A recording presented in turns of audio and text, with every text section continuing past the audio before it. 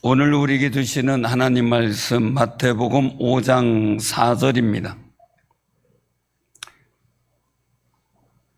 5장 4절.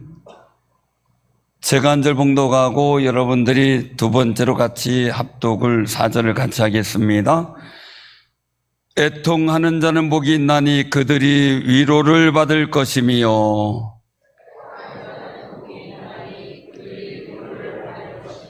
아멘. 무더위 가운데 고생 많으시죠? 저도 제일 싫은 계절이다라면 여름입니다. 그럼에도 불구하고 열매를 바라보니 즐겁습니다. 하나님의 은총을 소망하는 마음으로 무더위를 극복하고 사시는 여러분들을 주님의 이름으로 축복합니다. 요즘은 행복을 추구하는 데 집중한다고 하더라고요. 그래서 소확행, 소소한 일들 속에서도 행복을 찾는 그런 데 집중한다고 합니다. 우리가 젊었을 때의 시대는 모으는 데 집중했습니다. 미래를 위해서. 근데 요즘에는 젊었을 때 놀아야 된다고 가부를 해서라도 해외여행을 간다고 하더라고요.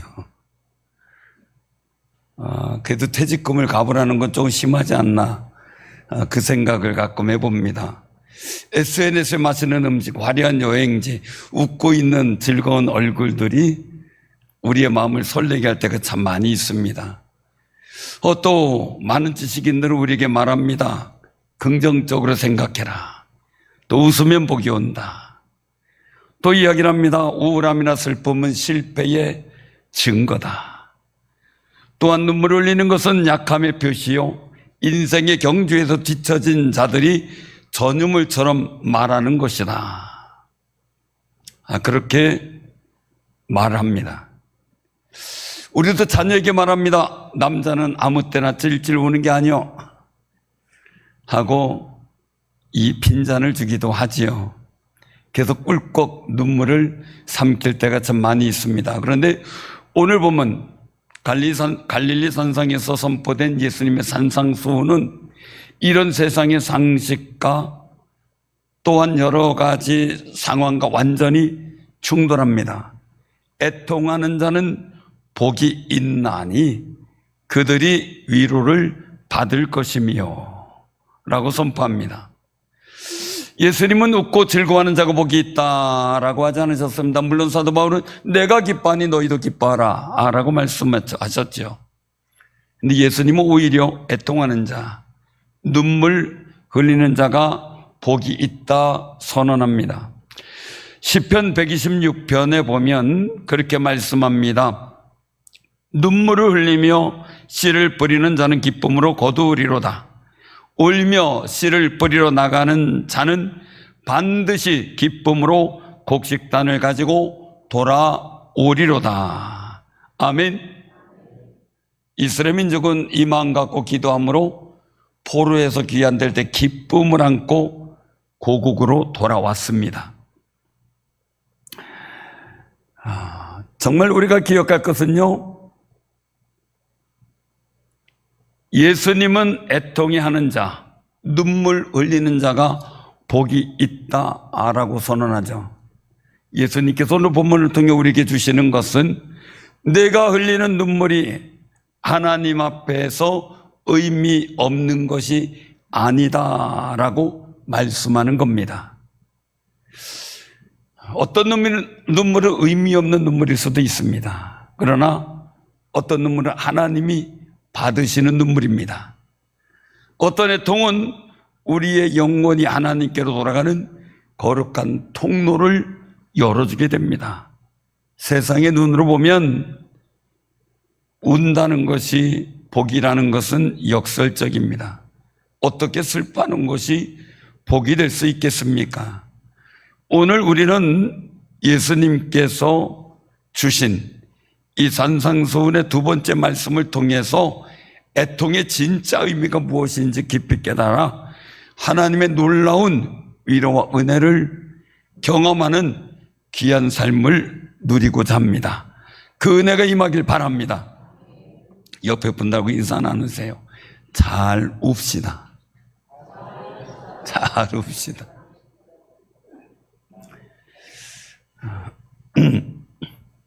애통하는 자, 여기에 애통은 뭘까? 헬라 원어는 펜테오라는 말을 씁니다. 펜테오. 신약 성경에서 슬픔, 울음 이런 것을 뜻하는 여러 단어가 있는데 그 중에 펜테오는 가장 강력하고 깊은 통곡, 슬픔을 나타낼 때 사용하는 단어입니다.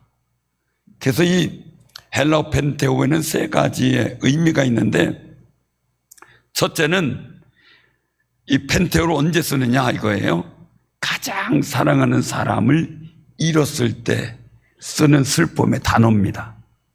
그래서 헬라 문화권에서는 이 펜테오라는 말을 쓸 때 주로 사랑하는 가족, 또 외아들 내지는 부모가 소천했을 때 찢어지는 가슴을 짓자며 흘리는 통곡을 바로 애통이라고 했습니다.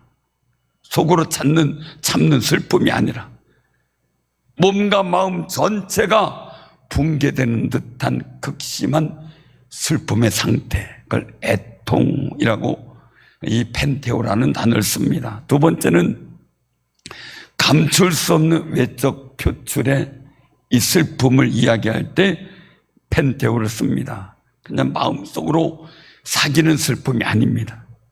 비통함에 옷을 찢고 죄를 뒤집어 쓰고 눈물을 쏟아내는 겉으로 터져 나오는 통곡입니다. 왜요? 하나님밖에 없어서. 나의 도와줄 분은 하나님밖에 없어서. 그래서 다윗이 늘 하나님의 은혜를 구하기 위해 비통함에 옷을 찢고 죄를 뒤집어 쓰고 눈물로 하나님 앞에 통곡하는 기도를 자주 했습니다. 세 번째는 하나님께서 주시는 은혜와 연결될 때의 슬픔의 표현입니다. 본문 말씀에 위로를 받을 것이며 해서 위로를 받다라는 것은 수동 형태죠. 내가 스스로 위로를 찾아 나서는 게 아니라 하나님께서 곁으로 다가오셔서 불러주시고 안아주시는 위로함을 주시는 거룩한 은혜입니다. 이것은 내가 하나님을 바라보며 하나님께 전적 의지함으로 오직 주님의 도우심을 구하는 거룩한 몸부림입니다. 그래서 이 예수님께서 말씀하신 애통은 조금 기분이 우울하다, 조금 눈물이 찔끔했다, 사업에 실패해서 안타깝거나 타인의 관계에서 오는 일시적 서운함과 슬픔을 의미하지 않고요. 정말 이 애통은 자신의 영적 파산 상태를 깨닫고 자신의 죄와 이 세상의 죄악된 현실을 바라보며 가슴을 찢는 듯한 거룩한 슬픔의 표현, 그것이 바로 애통입니다. 내 영혼의 상태를 살펴보면서 하나님 앞에 슬퍼하는 것. 내 자신이 영적으로 거룩하고 대단한 사람이 아니라 하나님 앞에서 아무것도 가진 것이 없는 영적 거짐을 깨달은 사람이 비로소 이르는 단계, 그게 바로 애통, 펜테오 단계라고 할 수가 있는 겁니다.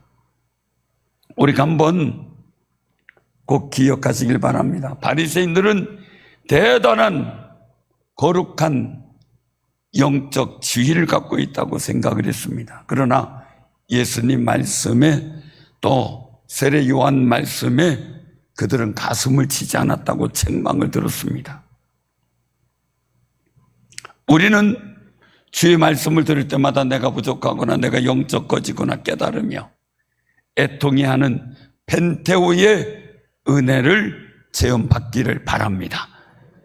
그래서 본문 3절의 첫째 복, 심령이 가난한 자는 복이 있나니, 이것의 영적 가난을 인식한 사람이 하나님 앞에서 자신의 죄성함, 비참함 때문에 눈물을 흘릴 수밖에 없는 상황, 그게 바로 애통입니다. 애통. 그래서 성경에는 거룩한 애통을 통해 하나님의 위로의 반전을 경험한 수많은 신앙인들이 만들어낸 이야기가 기록되어 있습니다. 믿음의 선인들이 살아온 삶을 통해 예수님이 말씀하신 애통하는 자의 모습을 보게 되는 거죠. 자, 첫째, 우리가 이야기는 베드로입니다. 자신의 죄를 바라보며 흘리는 애통의 눈물을 보였습니다. 베드로는 예수님의 수제자입니다. 대단한 사람이죠. 모두 주를 버릴지라도 나는 결코 버리지 않겠나이다 라고 장담했습니다. 그런데 대제사장의 뜰에서 여종이 사람들 앞에서 너도 예수당 사람이다, 함께 있는 거 봤다 라고 추궁하자 그 마음이 무너져 내립니다. 그리고 예수님을 3번이나 부인하고 심지어 맹세하고 저주하기까지 했습니다. 그 순간 닭이 꼭기요 라고 웁니다. 저 예쁜 소리를 냈어야 되는데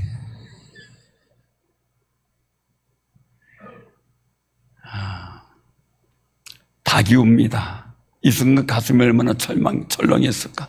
그런데 더 중요한 것은 그 순간 누가복음 22장 61절에 보니까 주님이 그 순간 돌이켜 베드로를 바라보십니다.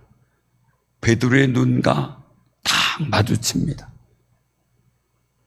죄송해서 주님을 바라봤는데 주님이 자기를 보고 계셨습니다. 그 순간 베드로는 밖에 나가 심히 통곡했다고 말합니다. 이 베드로가 흘린 눈물은 단지 아망했어, 내 체면이 뭐가 되나, 이 정도가 아니라 그냥 자책의 눈물이 아니었습니다. 주님을 사랑하는 자로서 주님을 배신했다는, 자기가 얼마나 나약하고 죄인된 존재임을 철저히 깨닫고 슬프고 애잔한 통곡이었습니다. 자신이 얼마나 무능했는지, 자신이 얼마나 썩어있는 존재인지, 하나님 앞에, 주님 앞에 얼마나 쓸모없는 존재인지를 깨달은 순간 가슴이 찢어지는 고통의 눈물을 흘린 겁니다. 그런데 여기서 끝나지 않습니다. 십자가를 지시고 죽고 부활하신 후 예수님께서는 베드로를 찾아오십니다. 그리고 디베랴 바닷가에서 내가 나를 사랑하느냐 3번 물으십니다. 그리고 사랑합니다라는 고백을 하는 베드로를 다시 불러 사도로 사역을 맡기십니다. 베드로의 통곡, 애통은 단순히 절망으로 끝나지 않았습니다. 참된 회개와 사도로서의 재탄생이라는 하나님의 거룩한 위로로 이어지게 된 겁니다. 사랑하는 성도님들,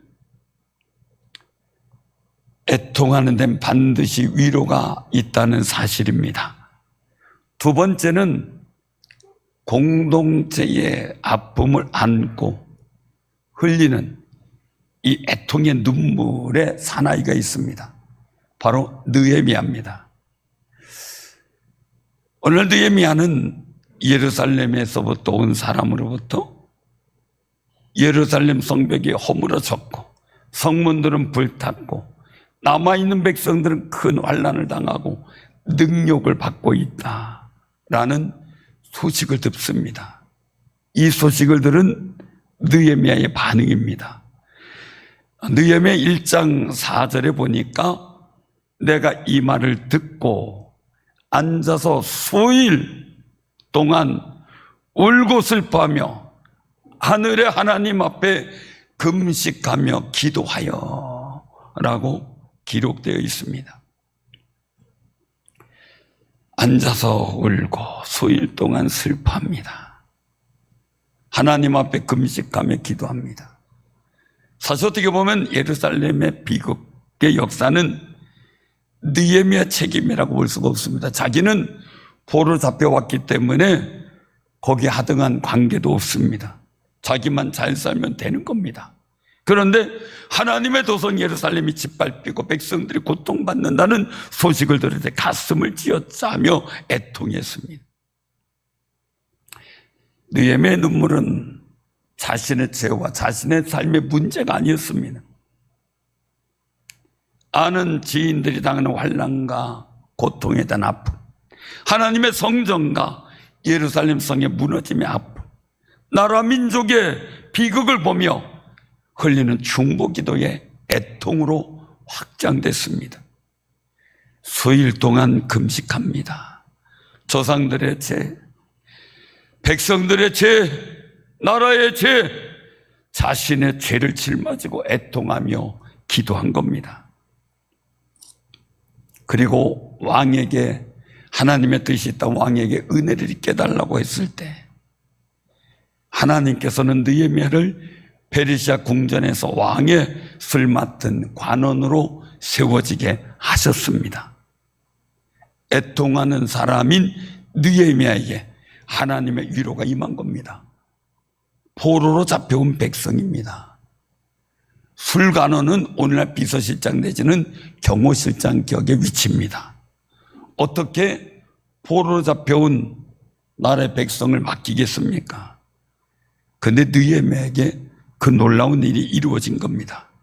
이제 느헤미야는 페르시아 궁전에서 왕을 섬기며 부귀영화와 안전이 보장된 삶을 살아갈 수 있었습니다. 그런데도 계속 애통해 합니다. 예루살렘과 나라 민족을 위해 중보기도 합니다. 이 느헤미야가 애통한 그 일들이 왕이 보게 됩니다. 그 얼굴에 수심 있는 것으로 알아채고 무슨 아픔과 어려움이 있는지 묻자 탄원할 기회로 알고 탄원합니다. 왕이 만일 좋게 여기시고 종이 왕의 목전에서 은혜를 얻어 싸우면 나를 유다 땅 나의 조상들의 묘실이 있는 성읍에 보내어 그 성을 건축하게 하옵소서. 간곡하게 청원합니다. 아닥사스 왕은 아에소에로 왕의 세 번째 아들입니다. 아버지와 형을 죽이고 잠시 왕위에 반역하여 올랐던 아르카바누스를 제거하고 왕이 된 사람입니다. 바른반장했지요.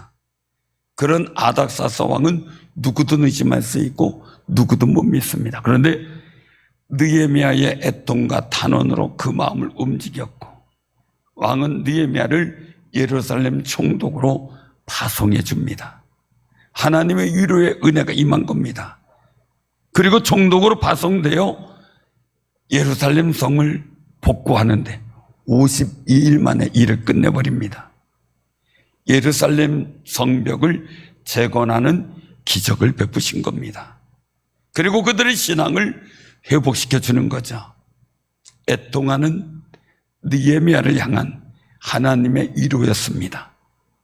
이 나라의 민족을 위해, 교회를 위해, 가족을 위해 아는 지인들과 모든 구역과 기관들을 위해 눈물로 기도하는 여러분들에게 하나님의 위로가 임할 줄로 믿습니다. 한 사람의 거룩한 애통이 무너진 공동체를 살려내는 하나님의 위로의 통로가 된 겁니다. 세 번째입니다. 목이 말라 물 좀 마시겠습니다.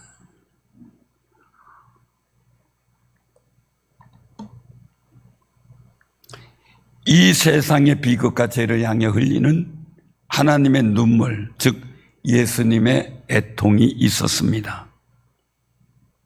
가장 완벽한 애통의 모범은 바로 우리 주 예수 그리스도입니다. 예수님은 이 땅에 계시는 동안 웃으셨다라는 기록보다 우셨다라는 기록을 더 많이 갖고 있습니다. 그래서 백성들 이 땅, 망해져가는 이 땅을 보고 눈물 흘리신 겁니다. 대표적으로 보면 요한복음 11장 35절에 나사로가 죽었다는 이야기를 듣고 나사로가 묻혀진 무덤에 갑니다. 그 무덤 앞에서 예수께서 눈물을 흘리시더라 라고 기록되어 있습니다. 죄로 말미암아 인간에게 찾아온 죽음이라는 비극 앞에서 슬퍼하고 괴로워하는 마리아와 마르다의 아픔을 친히 가슴에 안으시고 같이 우신 겁니다. 그 위로로 나사로가 살아났습니다. 여러분들도 살려지는 하나님이 살게 하시는 거룩한 역사가 있기를 바랍니다. 누가복음 19장 41절에 보면 예루살렘 성을 바라보고 우셨습니다. 곧 다가올 하나님의 심판, 서기 70년에 무너지게 될 예루살렘을 바라보고 우신 겁니다. 죄악 속에 평안하다 착각하는 예루살렘 주민을 바라보고 애통해 하신 겁니다. 그들의 죄, 또 하나님과의 관계가 무너진 것을 바라보며 슬퍼하며 애통하신 거죠. 또한 누가복음 22장 39절 이후에 보면 예수님은 십자가를 져야 할 사명을 위해 겟세마네 동산에서 우셨습니다. 애통하셨습니다. 얼마나 간절하게 애통하셨는지 예수께서 힘쓰고 애써 더욱 간절히 기도하시니 땀이 땅에 떨어지는 핏방울 같이 되더라 라고 누가복음 22장 44절에 기록하고 있습니다. 이 모습을 히브리서 5장 7절에 말씀하기를 심한 통곡과 눈물로 간구와 원을 올리셨고 라고 말씀합니다. 우리 죄를 대속하기 위하여 십자가의 잔을 앞에 두고 애통해 하신 겁니다. 예수님의 애통은 자신의 죄 때문이 아닙니다. 죄로 인해 파멸되어가는 인류를 향해 하나님 아버지의 사랑의 심장에서 터져 나온 사랑의 표현이었습니다. 그리고 그 십자가의 눈물과 비흘림을 통해 오늘 저와 여러분이 구원이라는 영원한 위로를 받게 된 겁니다. 천국의 소망을 가지는 거룩한 위로를 받게 된 거죠. 우리도 자녀의 문제 위에 기도할 때 이런 애통을 경험할 때가 있습니다. 우리는 신앙생활하며 세속적 슬픔과 애통, 거룩한 슬픔의 애통을 구별할 줄 알아야 됩니다. 애통은 애통입니다. 그 세속적인 슬픔이 있고 거룩한 슬픔이 있다는 겁니다. 우리 옆에 분들하고 인사 나누세요. 거룩한 애통을 합시다.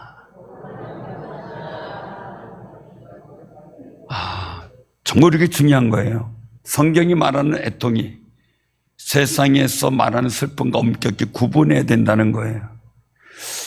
사도 바울은 고린도후서 7장 10절에서 그렇게 선포합니다.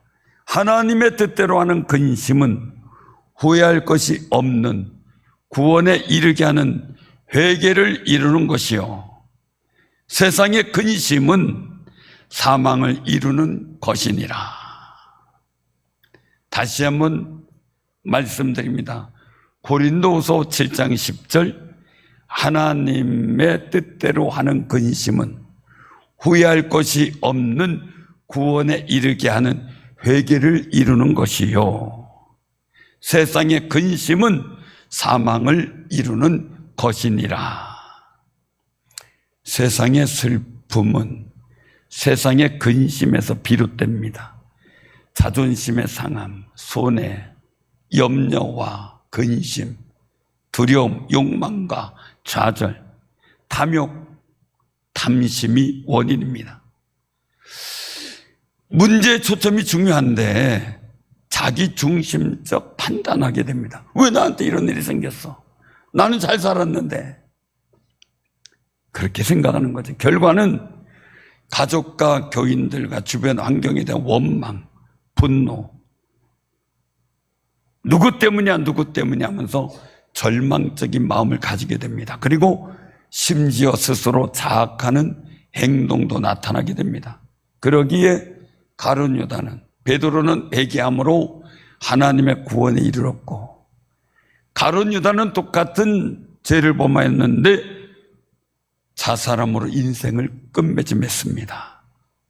결국 영적 사망이 육적 사망에 이르게 되는 비운을 겪게 된 겁니다.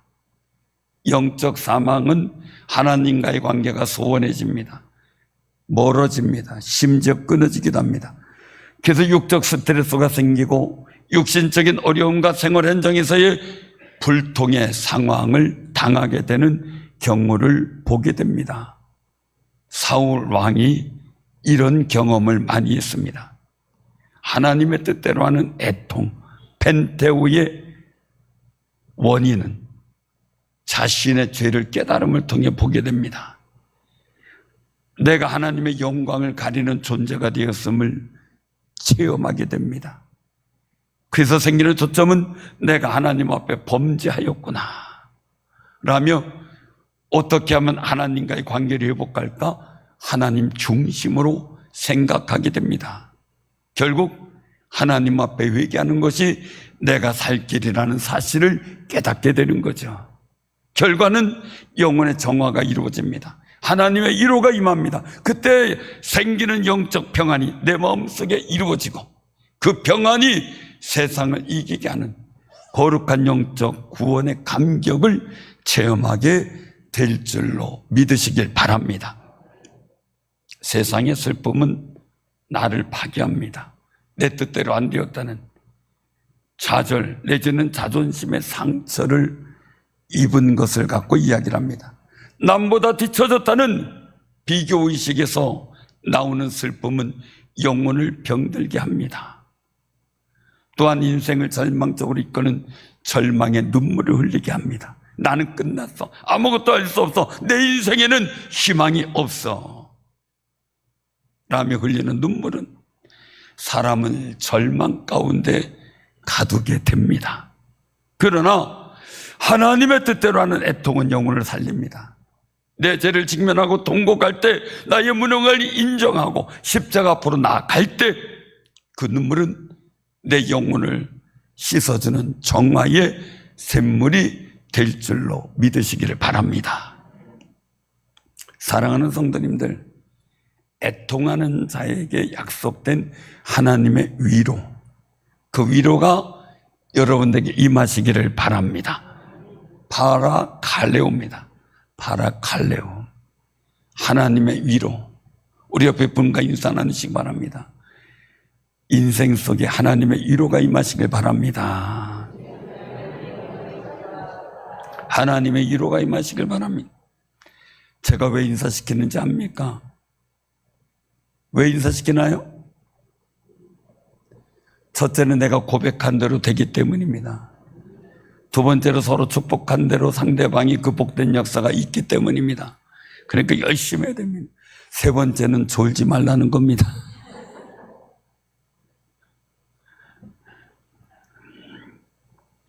우리 믿음의 선조들이 우리나라를 위해 얼마나 애통하며 기도했습니까? 총칼을 앞에 두고서도 기도했습니다.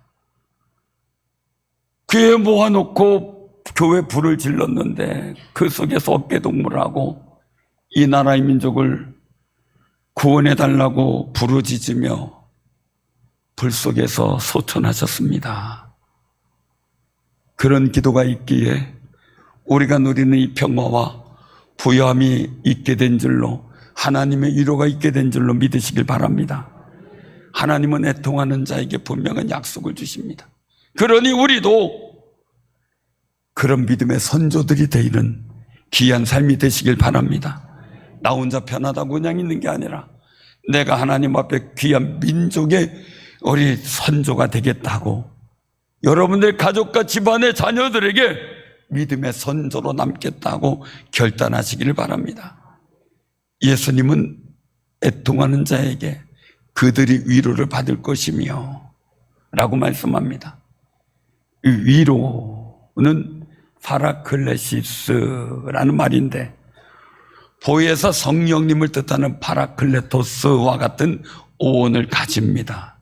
그래서 파라 이겁니다. 하나님이 다가오신다. 그러니까 하나님은요, 괜찮아, 잘 될 거야, 상투적인 말이 아닙니다. 가까이 오신다는 거예요. 상처받고 내가 어쩔 수 없는 인생의 문제 속에 아파하고 그래서 찢긴 영혼 곁에 하나님은 친히 가까이 오십니다. 그게 바랍니다. 칼레오입니다. 혼자 설 수 없는 우리를 일어서 못 일어납니다. 우리도 누워있는 환자 일어나기 어렵습니다. 잠자고 있는 아이 일어나기 힘듭니다.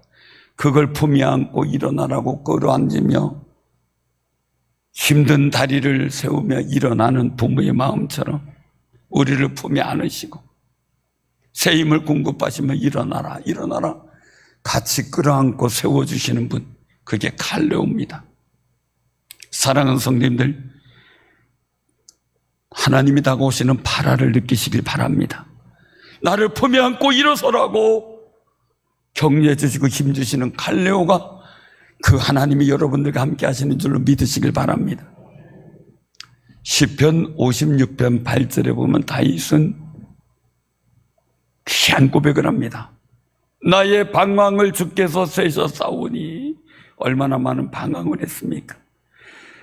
나의 눈물을 주의 병에 담으소서, 이것이 주의 책에 기록되지 아니하였나이까. 방황, 고난 속에, 힘들고 어려운 여건 속에 그 모든 것을 주님이 세신 듯 아신다는 거예요. 그때마다 흘리는 애통의 눈물을 주의 병에 담아달라는 겁니다. 담아달라. 사랑하는 성도님들, 하나님은 거룩한 애통을 가지고 흘리는 성도들의 눈물 한 방울도 땅에 떨어지지 않게 하십니다. 하나님의 눈물병에 그 눈물을 담으시고 그 눈물의 분량만큼 하늘의 위로와 기쁨으로 채워주신 줄로 믿으시기를 바랍니다. 나 자신이 영적 가난을 인식하게 되면 거룩한 애통 펜테오가 생기게 됩니다. 그러면 하나님의 다가오신가 위로의 은혜가 나의 인생에게 임하게 되는 거죠. 저도 지금까지 살아오면서 첫 번째는 학생 때 하나님의 사랑을 알고 싶어서 애통해하며 몇 날 며칠을 기도했던 적이 있습니다. 두 번째는 저의 소명을 놓고 인생을 놓고 내가 어떻게 살아가야 될지를 놓고 하나님 앞에 눈물로 기도하며 살았던 때도 있습니다. 세 번째는 정말 내 앞으로 목회를 어떻게 할 것인가 하나님의 인도하심을 구하며 수개월 동안 매일 저녁 아침 저녁으로 하나님 앞에 눈물로 기도했던 때가 있습니다. 네 번째는 정말 제가 탈진에 빠져서 개척하고 나오다 탈진에 빠져서 1년 이상을 눈물로 하나님 앞에 애통해하며 기도했던 때가 있습니다. 우리가 하나님 앞에 눈물을 흘릴 때 한 성도를 품고 울 때도 있고요, 교회 모든 일들을 놓고 하나님 앞에 간구하며 애통하며 기도할 때도 있었습니다. 근데 그때마다 느낀 게 이 다윗의 고백이 저의 고백이 될 때가 많이 있었다는 겁니다. 시편 30편 11절에 보면 주께서 나의 슬픔을 변하여 내게 춤이 되게 하시며 나의 베옷을 벗기고 기쁨으로 띠띠우셨나이다